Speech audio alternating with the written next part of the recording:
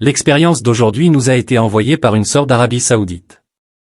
Ce qu'elle s'apprête à partager est une expérience que vous ne voudrez absolument pas manquer. Je vous invite à rester jusqu'à la fin pour bien comprendre son récit.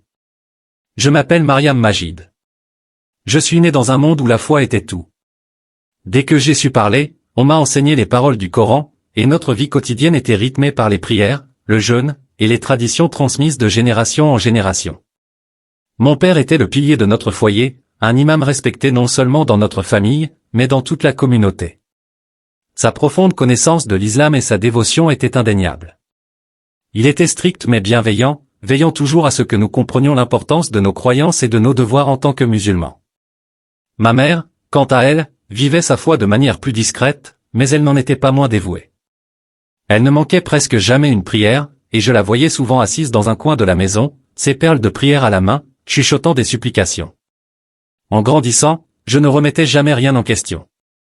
L'islam n'était pas seulement une religion, c'était mon identité, ma culture, et ma communauté. Mes parents s'assuraient que je comprenne que notre foi était tout. Elle nous donnait un but, une structure, et une place dans le monde. C'était tout ce que j'avais jamais connu, et je l'acceptais pleinement. Je respectais la connaissance de mon père et la dévotion silencieuse de ma mère, et je croyais que suivre leur chemin était la seule façon de mener une vie pleine de sens. C'était un après-midi ordinaire lorsque j'ai rencontré pour la première fois quelque chose qui allait changer le cours de ma vie, même si je ne le savais pas encore. J'étais à la bibliothèque du campus, tuant le temps entre deux cours. J'avais toujours été attiré par les lieux calmes, et la bibliothèque était mon refuge lorsque j'avais besoin de clarifier mes pensées. En parcourant les rayons, mes yeux se sont posés sur un petit livre usé, laissé sur l'une des tables. C'était la Bible. J'ai hésité un moment, incertaine de la raison pour laquelle je m'y sentais attiré. Je n'avais jamais tenu de Bible auparavant et n'avais aucune raison de le faire. Pourtant, quelque chose m'a poussé à m'asseoir, à la prendre et à feuilleter les pages. Cela semblait étrange, presque interdit. J'avais grandi en entendant que la Bible était un texte altéré et je n'avais jamais eu l'intérêt d'en apprendre davantage. Mais là, devant moi, elle piquait ma curiosité.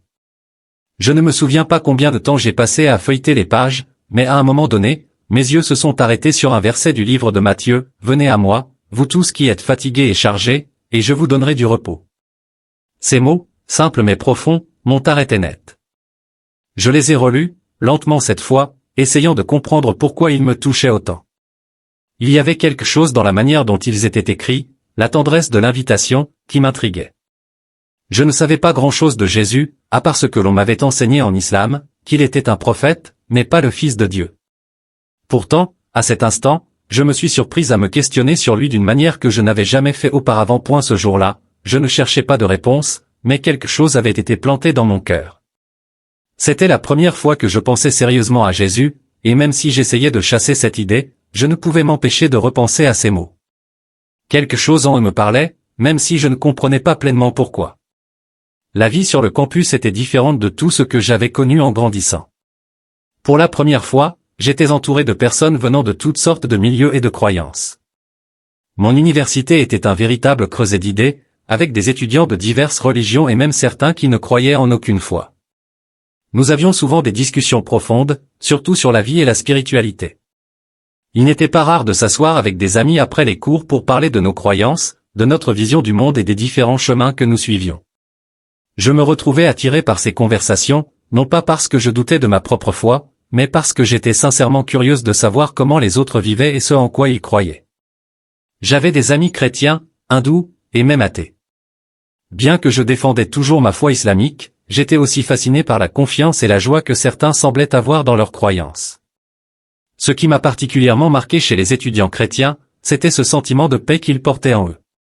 Ce n'était pas qu'ils ne traversaient pas d'épreuves, ils en avaient, comme tout le monde, mais il y avait en eux une joie tranquille, une sorte de calme que je ne parvenais pas à expliquer.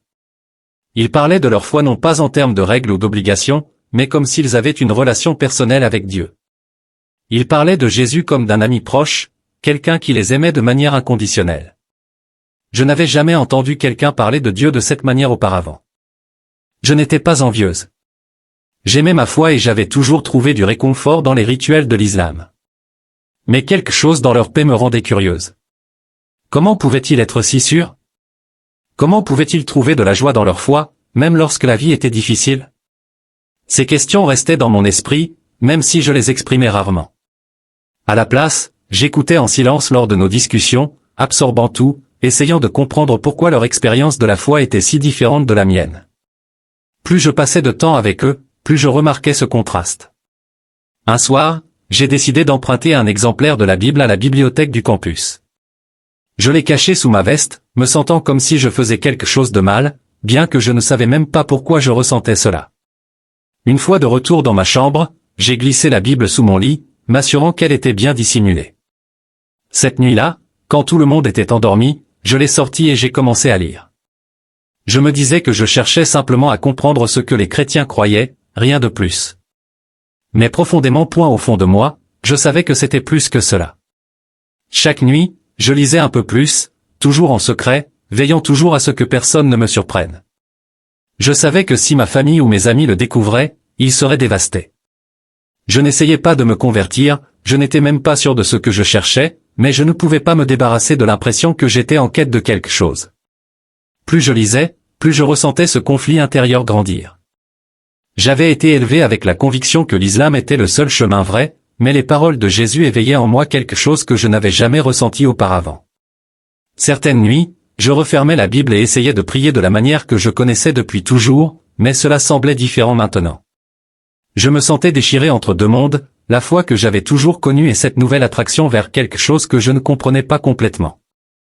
Je me sentais coupable, comme si je trahissais ma famille, mon éducation et tout ce en quoi j'avais cru. Et pourtant, en même temps, je ne pouvais pas arrêter les questions qui se formaient et qui s'accompagnaient d'un sentiment de malaise qui ne disparaissait pas. Un soir, alors que j'étais assise sur mon lit, la pièce faiblement éclairée par une petite lampe, j'ouvris la Bible à un verset que j'avais lu plus tôt dans la journée. Mon cœur était lourd de questions, toujours tiraillé entre la foi avec laquelle j'avais grandi et cette curiosité nouvelle envers Jésus. Je ne savais pas pourquoi je revenais toujours à ce verset, mais il semblait contenir quelque chose que j'étais censé comprendre. C'était un verset de Jean, « Je suis le bon berger. Le bon berger donne sa vie pour ses brebis. » Je le lisais encore et encore, laissant les mots s'imprégner dans mon esprit. J'avais tant lutté, affrontant la culpabilité, la peur, la confusion, et je voulais désespérément de la clarté. Je fermais les yeux, essayant de donner un sens à tout cela, priant en silence pour obtenir des réponses, bien que je ne savais même pas à qui je priais à ce moment-là. Était-ce Allah? Était-ce le Jésus dont je lisais les paroles? Je ne savais pas, mais j'étais en quête, avide d'une réponse quelconque. Soudain, je le sentis, une présence dans la pièce, si forte qu'elle était indéniable. Mon cœur se mit à battre la chamade et j'ouvris les yeux, scrutant la pièce, mais il n'y avait personne. Pourtant, je pouvais le sentir, quelque chose ou quelqu'un était là. Ce n'était pas effrayant, mais l'air était différent, chargé d'une énergie que je ne pouvais expliquer.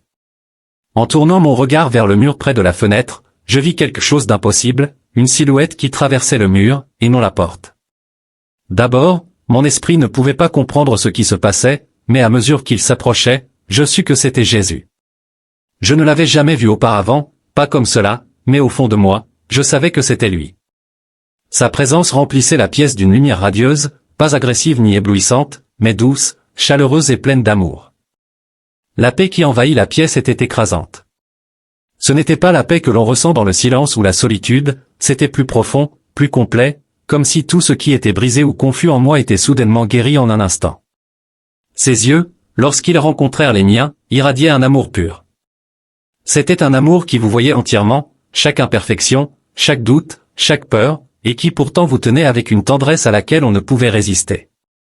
Je ne bougeais pas, je ne le pouvais pas. J'étais figé, non pas par la peur, mais par l'émerveillement. Chaque partie de moi savait que c'était le moment que j'attendais point je cherchais, même si je ne le savais pas jusqu'à ce moment. Jésus se tenait devant moi et il n'a pas dit grand-chose, mais ses paroles signifiaient tout.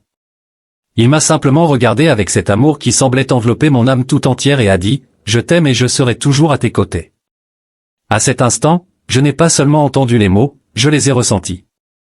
C'était comme si son amour atteignait les parties les plus profondes de mon être, remplissant chaque vide, chaque question, chaque peur. Ce n'était pas le genre d'amour que j'avais déjà connu. Ce n'était pas un amour conditionnel ni basé sur ce que j'avais fait ou pourrais jamais faire. C'était parfait, total et éternel. En ces quelques mots, tout changea. Le doute, la culpabilité, la confusion, tout s'évanouit.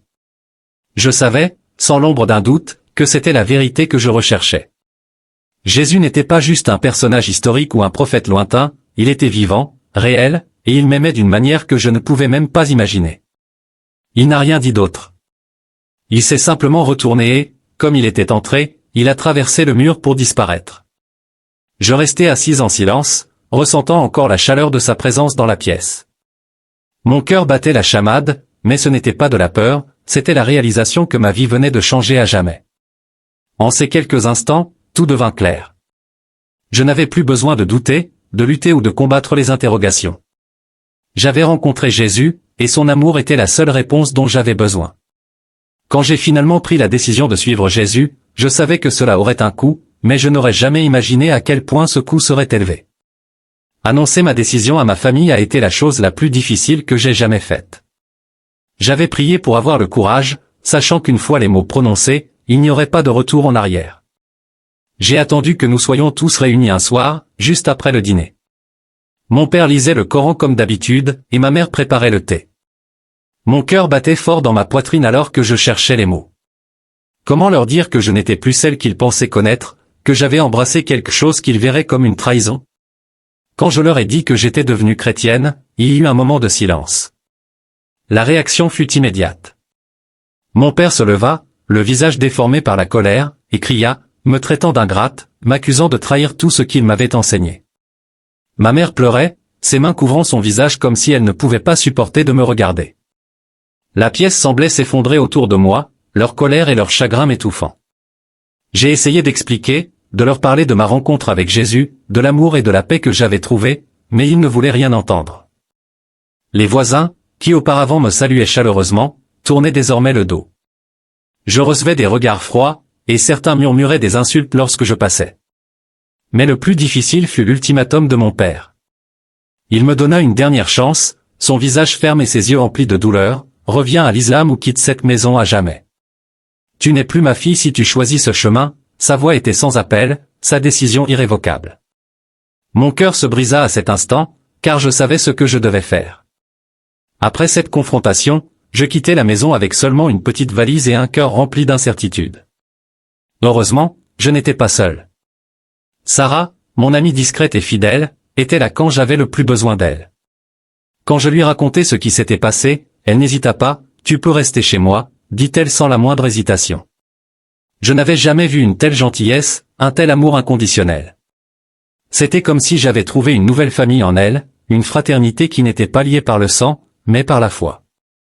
Rejoindre une communauté chrétienne était une autre étape que je ne savais pas si j'étais prête à franchir, mais Sarah m'encouragea à venir dans son église. Les gens là-bas ne connaissaient pas mon histoire, et je ne l'ai pas racontée tout de suite. Mais ils m'ont accueilli à bras ouverts. Ils étaient gentils, patients et compréhensifs, me laissant poser des questions et trouver mon chemin. Ma famille me manquait toujours, et la douleur de leur rejet persistait dans mon cœur.